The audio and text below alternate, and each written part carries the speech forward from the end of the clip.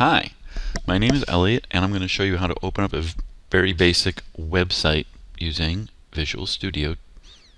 First, we'll just open it. I'm using Enterprise 2015, but this works on almost every version. 2013, 2012, works in 2010, looks almost the same. So you'll be able to follow this pretty quickly.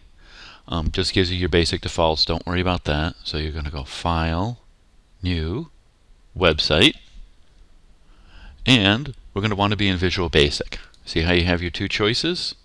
Visual Basic, Visual C+, C#, excuse me. So you're going to want to be in Visual Basic. We're going to start with an empty website. We're going to go into the form site, but not now. Remember, open the empty website. Next is your directory system.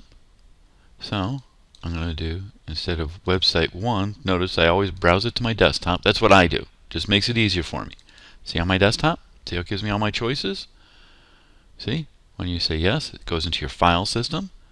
I'm going right to my desktop. Go to your desktop. I'm going to make my own directory. New website. Now it's going to ask me if I want to create it. And it does not exist. Would I like to create it? Yes, I would. So I'll say yes. Now I'm ready to rock and roll. So I'll say OK. It takes just a few seconds for an empty website. It doesn't have a lot to create. I have this big blank screen because there's really nothing there right now but the web config. So I'm going to close this.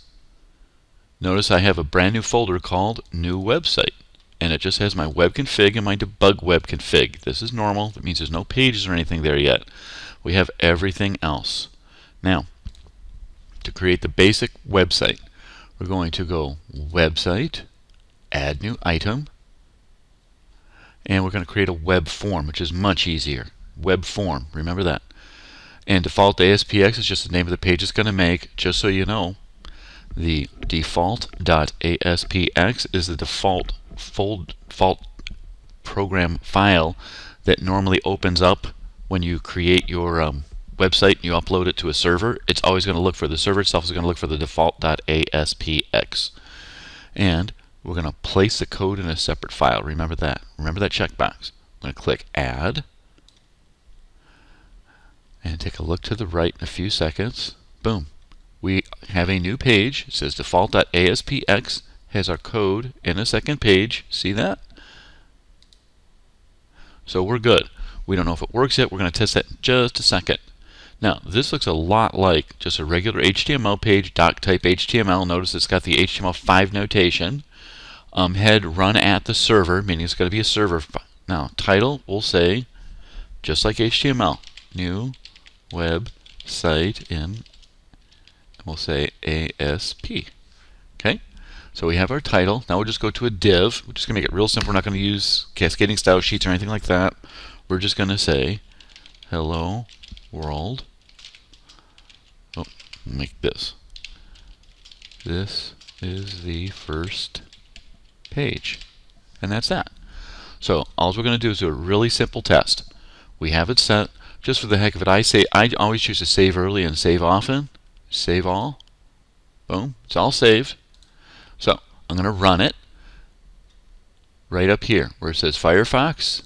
It has all my browsers. So I'm going to choose Firefox. That's my default. Just going to click run. Just click on it.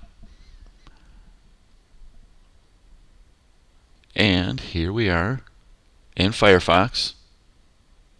And hello world, this is the first page. That's my page.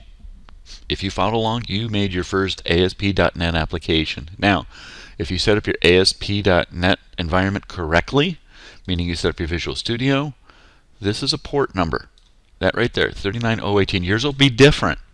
Depends on the computer, but that's basically we've created ourselves a tiny little web server and we're running off of it.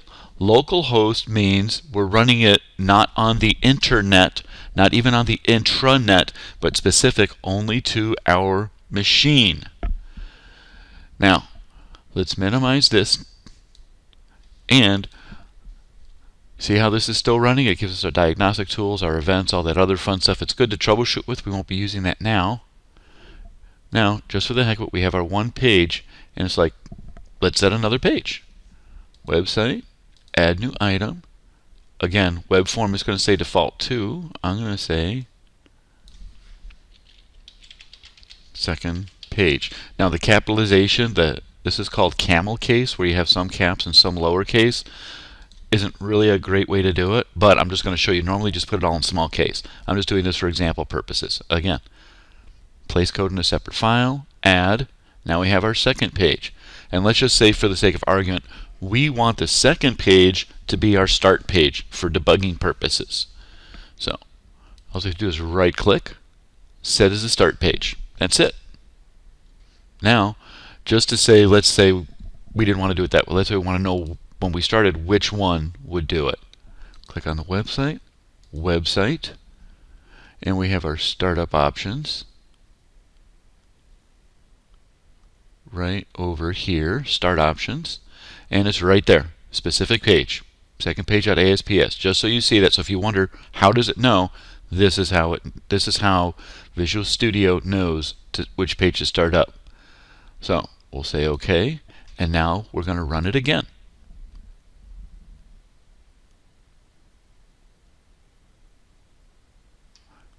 See, nothing there. This is why I put, just so you see, I'm going to put a little bit of code in here. I'm going to stop this. Div. This is the second page. Okay? Now, once I stop my debugging, I want to show you this. Okay? I go to my new website in ASP.NET. I run it. See how it's still going to work? See how it's still, the server is still running. Now, when I refresh this, nothing happens. Know why? Because the web server is responsible to do the page refreshing. If the web server is up and the debugging is down, it will not refresh. Just so you know, commonest mistake in the world. You'll stop your debugging and you keep refreshing your web page and go, why don't my changes take effect? This is why.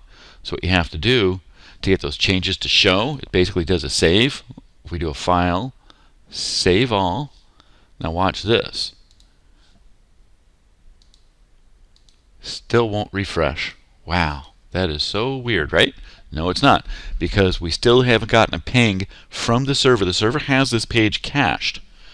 Therefore, it won't run. It won't show the changes. But if we do this now, we have this is the second page and our pages, and we run it in Firefox. Now it's refreshing everything.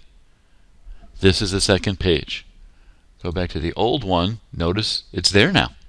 So it did a refresh, just so you're aware. And it started on the second page, not the default page. Just wanted to show you that little piece of information. So this is how you create your basic website for our course. Let me know if there's any questions or issues with it, and I'm happy to answer them. You have a great day.